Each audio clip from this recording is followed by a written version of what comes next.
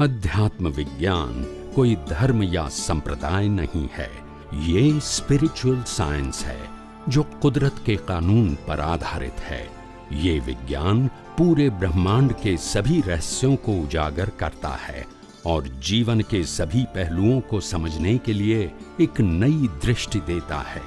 इसी को art of vision कहते हैं, दुनिया को देखने की एक नई दृष्टि, जो अध्यात्म विज्ञानी परम पूज्य स्वामी श्री कमलेशानंद जी के निर्देशन में सनातन सत्य का अनुसंधान कर हमारे जीवन को प्रकाशित करे। जय सच्चिदानंद। तो स्वामी जी बता कैसे कि गुरु विना ज्ञान नहीं, એનું મને જરા। ગુરુ વિના જ્ઞાન નહીં એટલે અનુભવી। ગુરુ કોને કહેવાય કે જે શિષ્ય ના બનાવે એને ગુરુ કહેવાય।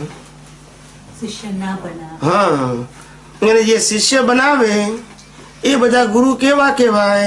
સાંસારિક ગુરુ। ગુરુ જ્ઞાની હોય તો શિષ્ય ના બનાવે, ખાલી જ્ઞાનને શેર કરે। ગુરુ અજ્ઞાની હોય તો શિષ્ય બનાવે, જેથી હેલ્પ કરે એને।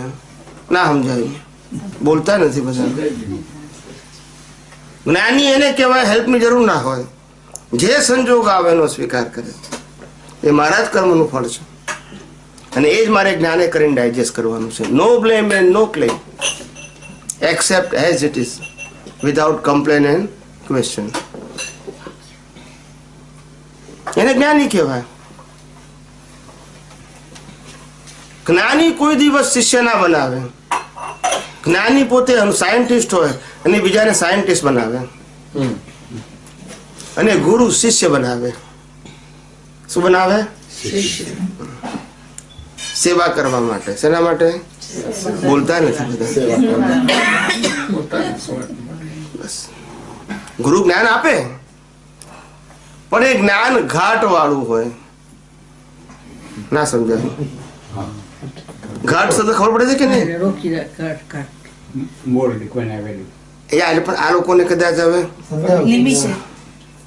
ઘાટ એટલે some kind of social intention, some kind of benefit for the guru, for guru, એને ઘાટ કહેવાય।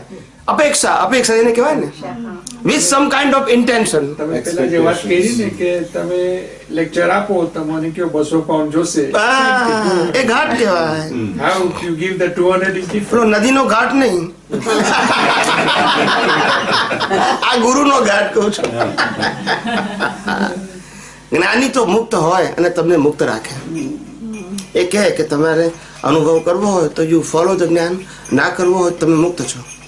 તમે મારા શિષ્ય નથી, બંધાયેલા નથી, હું મુક્ત છું અને તમને મુક્ત રાખું છું। તમારે મુક્તતાની અનુભૂતિ કરવી હોય, યુ ફોલો ધ સાયન્સ।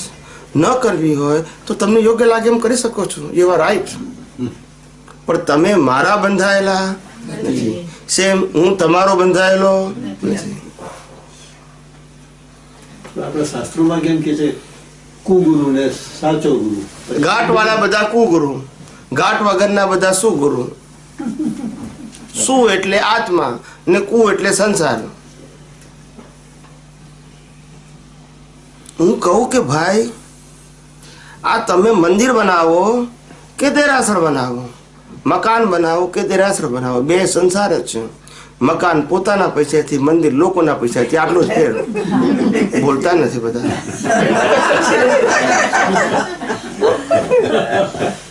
તો અહીંયા છોકરો કરો અને શિષ્ય કરો, એ બે હરખું છે।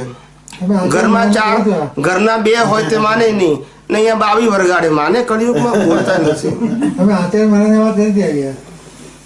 હું તો બધાને જ ગચ્છાધિપતિને કહું છું કે તમારા મોક્ષે જવાના લક્ષણો મને કે છે આમ બતાવે, મને કે આ વેશ મેં કોઈ એનો થશે, તમારું નહીં થાય, એનો થઈ જશે।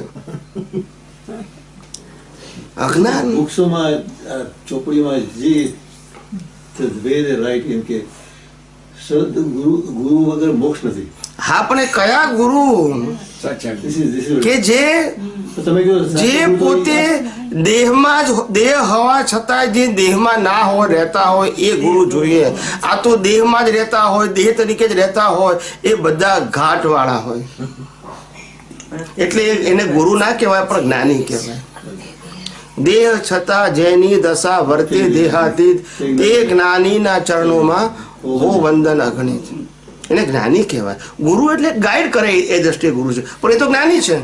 પણ ગાઈડ કરે છે. ગાઈડ સીધી વસ્તુ છે ને ગુરુ જુદી વસ્તુ છે. ગુરુ એટલે વાહે પડી જાય ને ગાઈડ એટલે જસ્ટ તે inform you. You like it or not, it is up to you. અને જ્ઞાની એટલે ભાઈ મેં તમને કીધું છે, ફેરથી આવો તારે પૂછીશ. ગુરુ એટલે પાછું પૂછે સમજાવ્યું કે નહીં. મેં કઈ વખતે કીધેલું જ્ઞાની તો મુક્ત કરે. Up to you to accept. હા, તમને યોગ્ય લાગે એમ કરો. મારું કામ તમને પૂછું, હું જવાબ આપું છું. તમને લાગે તો ફોલો કરો, ના લાગે તો ના ફોલો કરો. મને અનુભવ થઈ ગયો છે, તમારે કરવો કે નહીં, that is your choice. Mahavir શું કરે? મહાવીર મોક્ષે ગયા. મહાવીરના નિમિત્તે અનેક લોકો મોક્ષે ગયા. એમની ધર્મપત્ની અહીંયા છે, બોલતા નથી બધા. એટલે મોક્ષ એ કમ્પલસરી છે? ફરજિયાત લઈ જવાનું?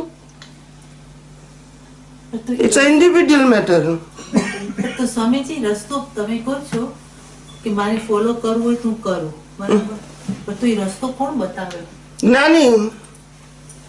એટલે ગુરુ શબ્દ હોવો જોઈએ, જ્ઞાની ગુરુ ના હોવો જોઈએ. અત્યારે ગુરુ શબ્દ એટલો લો કક્ષામાં થઈ ગયો ને, એટલે બે શબ્દ જ્ઞાની નું મતલબ શું?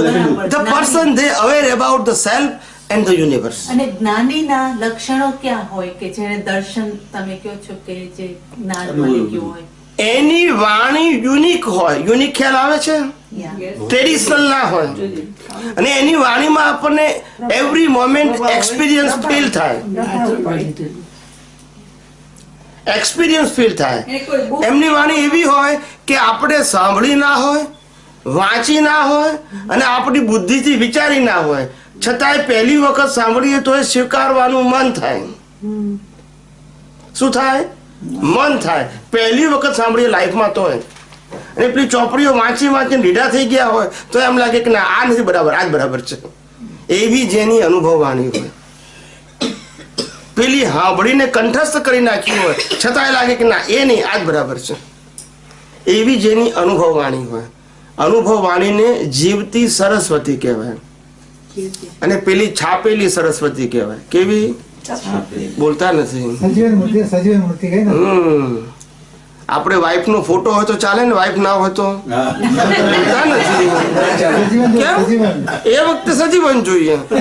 છાપેલું ચાલી જાય ચોપડીમાં, તે સજીવન ના જોઈએ.